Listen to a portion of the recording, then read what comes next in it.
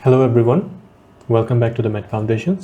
আজ আমরা একটা ফান্ডামেন্টাল সিম্পল কিন্তু ক্লিনিক্যালি খুব ইম্পর্ট্যান্ট ইনভেস্টিগেশন নিয়ে কথা বলবো and that is erythrocyte sedimentation rate also known as ESR. Erythrocyte sedimentation rate হচ্ছে একটা নাম্বার যেটা মিলিমিটার পার আওয়ারে মেজার করা হয়।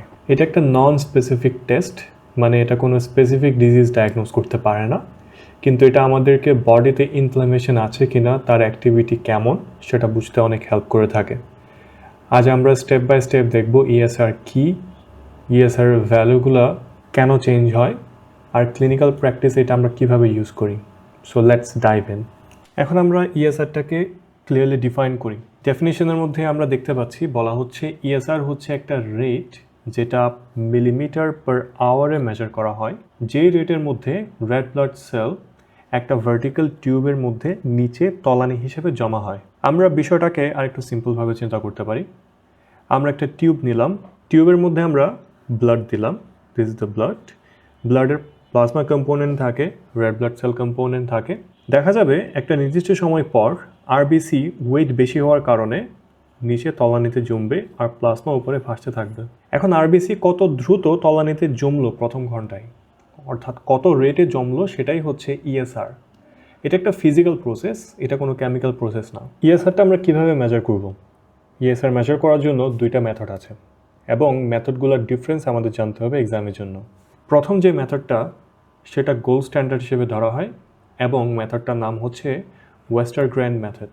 ওয়েস্টারগ্রেন মেথডের ক্ষেত্রে আমরা একটা টিউব ইউজ করব, ফর এক্সাম্পল দিস টিউব, কিন্তু টিউবটার লেন্থ হবে 200 মিলিমিটার এবং যে অ্যান্টিকোয়াগুলেন্টটা আমরা ইউজ করব, অ্যান্টিকোয়াগুলেন্টটা হবে 3.8% সোডিয়াম সাইট্রেট। এই ওয়েস্টারগ্রেন মেথডের একটা বড় অ্যাডভান্টেজ হচ্ছে এটা ভেরি হাই যে ইএসআর ভ্যালুগুলো থাকে সেটা মেজার করতে পারে। এই কারণে ক্লিনিক্যাল প্র্যাকটিস আর এক্সাম পারপাসে আমাদের মনে রাখতে হবে Westergren is the most sensitive and preferred method. Second মেথডটা হচ্ছে উইনট্রপ মেথড। উইনট্রপ মেথডের মধ্যে আমরা যে টিউবটা ইউজ করব সেটা লেংথে একটু শর্ট হয়, নর্মালি 100 মিলিমিটারের মতো, আর তারা অ্যান্টিকোয়াগুলেন্ট হিসেবে ইডিটিএ ইউজ করে থাকেন। টিউবের লেংথ শর্ট হওয়ার কারণে এটার সেন্সিটিভিটি একটু কম আমরা যদি ওয়েস্টারগ্রেনের সাথে এটা কম্পেয়ার করে থাকি। আর ভ্যালুগুলোও কিন্তু ওয়েস্টারগ্রেন আর উইনট্রপের মধ্যে একটু পার্থক্যযুক্ত, যেটা আমরা আমাদের পরবর্তী পয়েন্টের মধ্যে বোঝানোর চেষ্টা করব। ওয়েস্টারগ্রেন মেথডের ক্ষেত্রে যেটা আমরা মেইন মেথড হিসেবে বলছি, নর্মাল রেঞ্জটা মেলের ক্ষেত্রে হবে 0 থেকে 10 millimetre in the first hour, আর ফিমেলের ক্ষেত্রে সেটা হবে 0 থেকে 20 millimetre in first hour.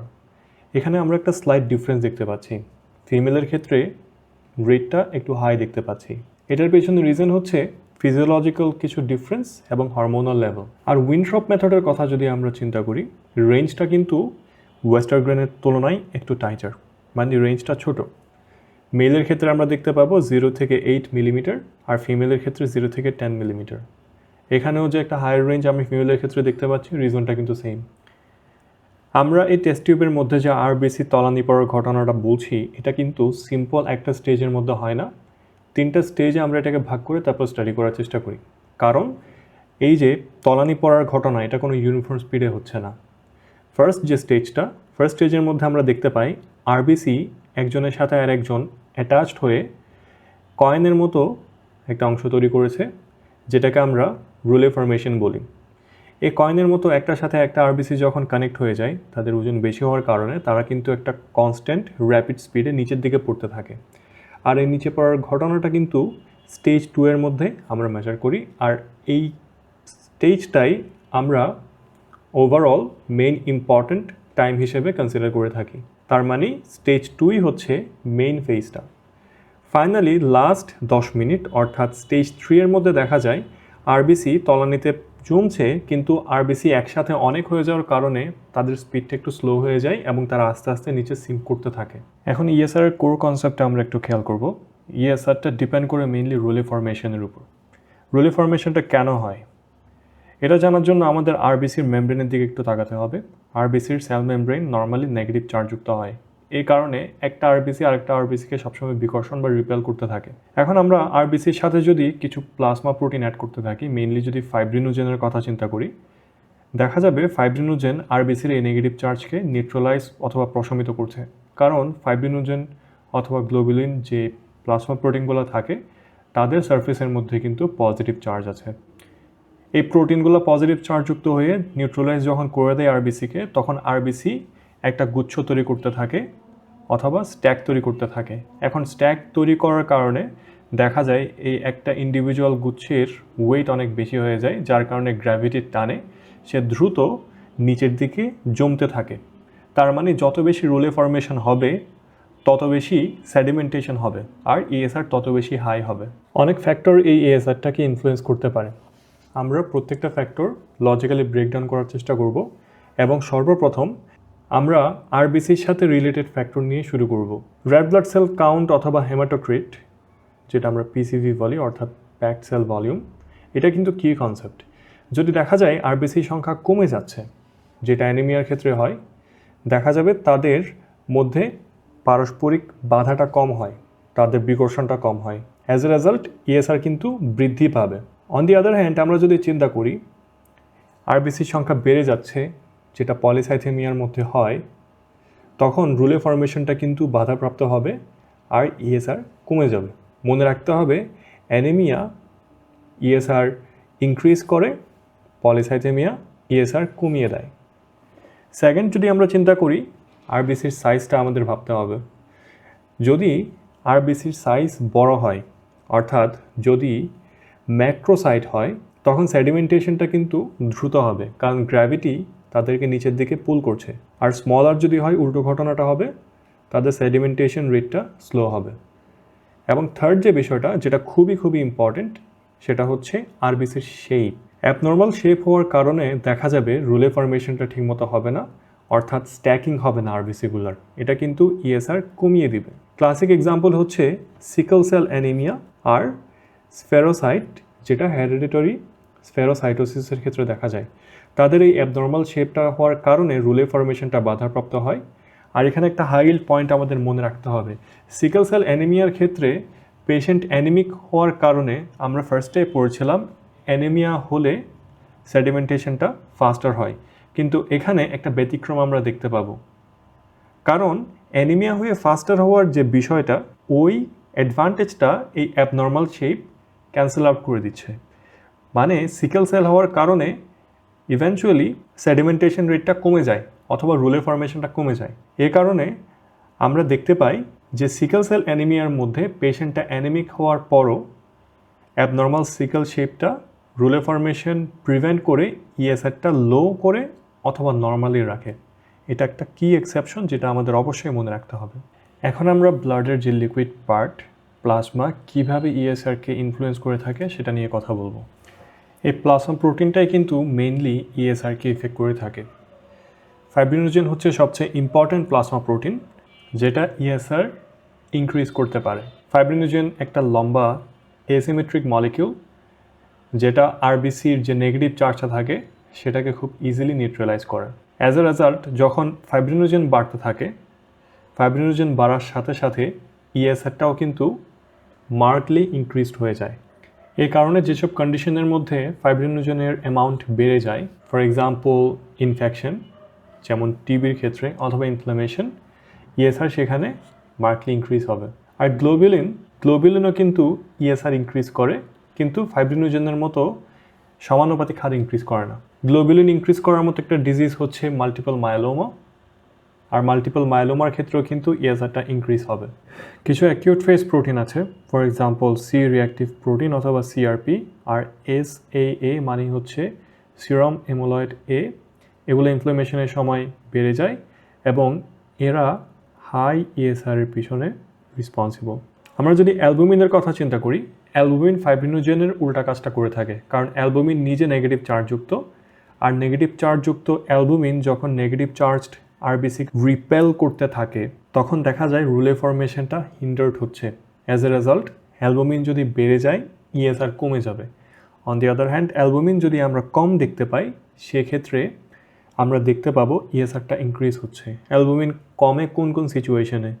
Liver ডিজিজের ক্ষেত্রে, ম্যালনিউট্রিশনের ক্ষেত্রে হতে পারে, আর it will cause higher ESR breeding.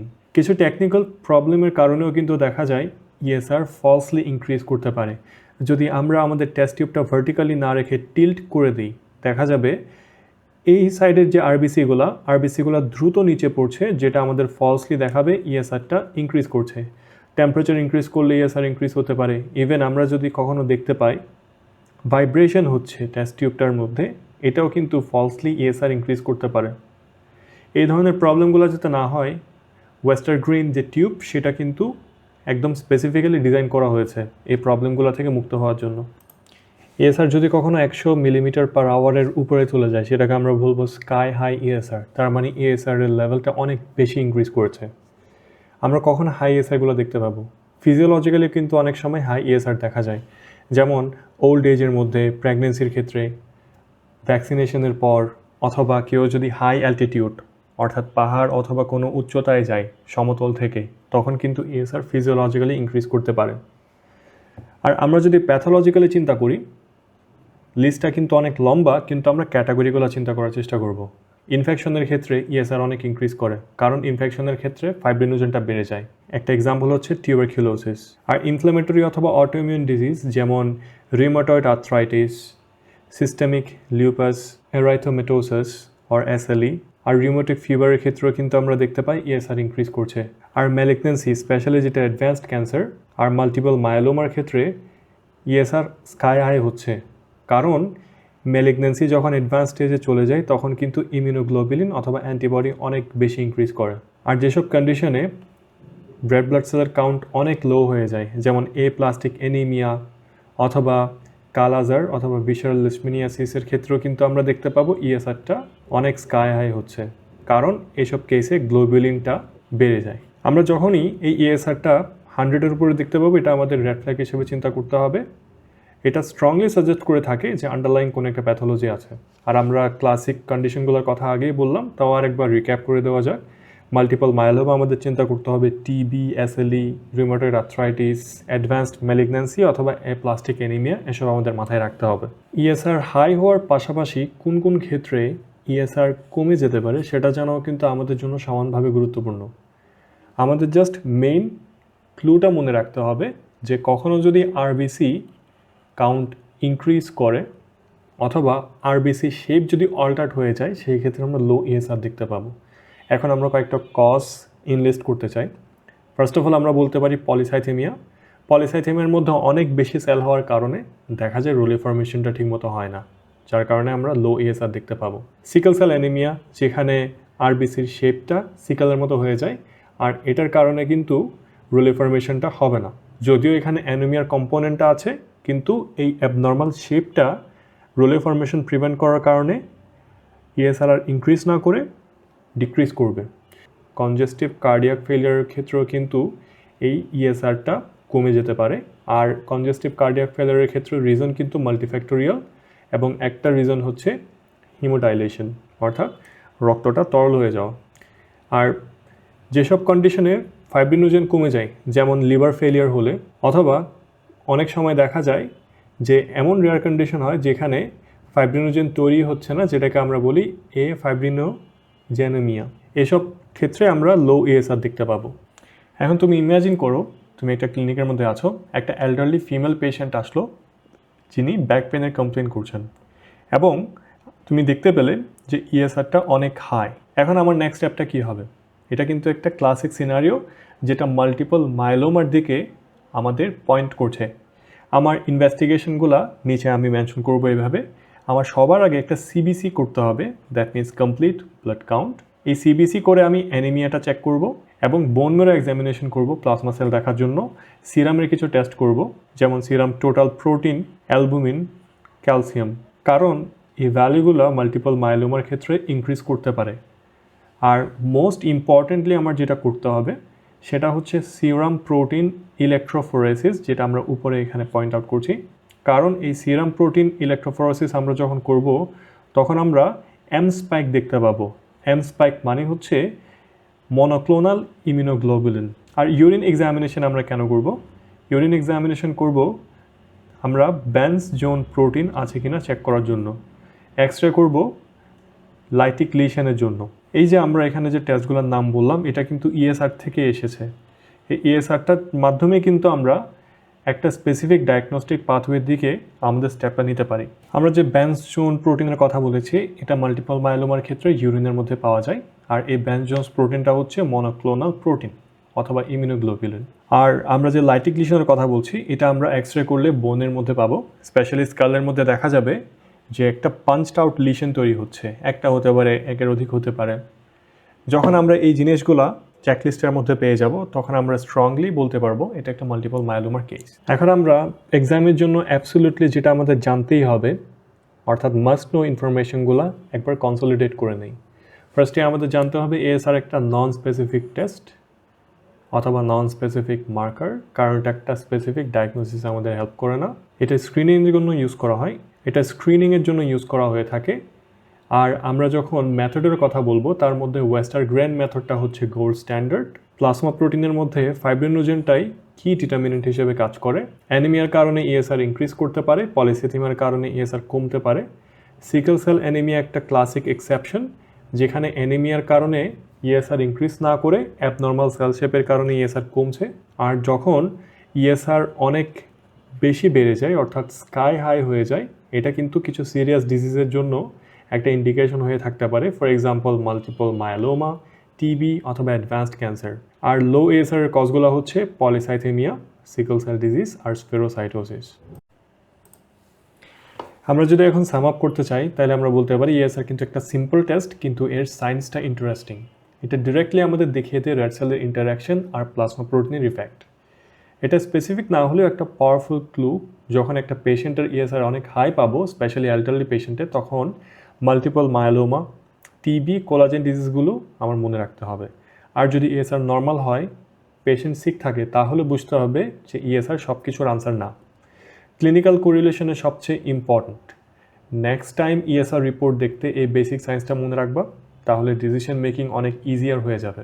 তোমরা যদি এই লেকচারগুলো বোঝার পাশাপাশি এমবিবিএস প্রফ এক্সাম অথবা অন্যান্য কম্পিটিটিভ এক্সামের জন্য একটা কমপ্লিট প্যাথোলজি নোট সিরিজ চাও, তোমাদের জন্য আমি তৈরি করেছি প্যাথোলজি মাস্টার নোটস।